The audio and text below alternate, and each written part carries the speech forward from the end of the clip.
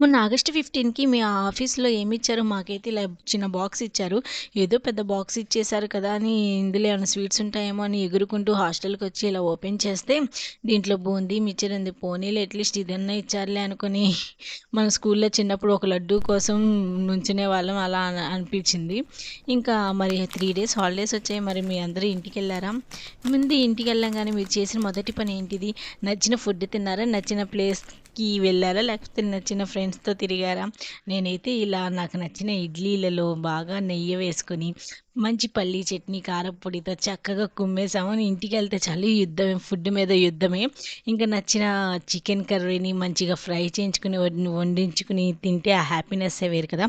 మరి మీరు ముందుగా ఏం చేశారు? మీరైతే కామెంట్స్‌లో చెప్పండి. ప్లీజ్ సబ్స్క్రైబ్ మన రాధమ్మ వంటలు. ఒక లైక్, ఒక సబ్స్క్రైబ్ ఇవ్వండి. అలాగే మీ ఫ్రెండ్స్ అండ్ ఫ్యామిలీ మెంబర్స్‌కి షేర్ చేయండి. ప్లీజ్ సపోర్ట్ రాధమ్మ వంటలు.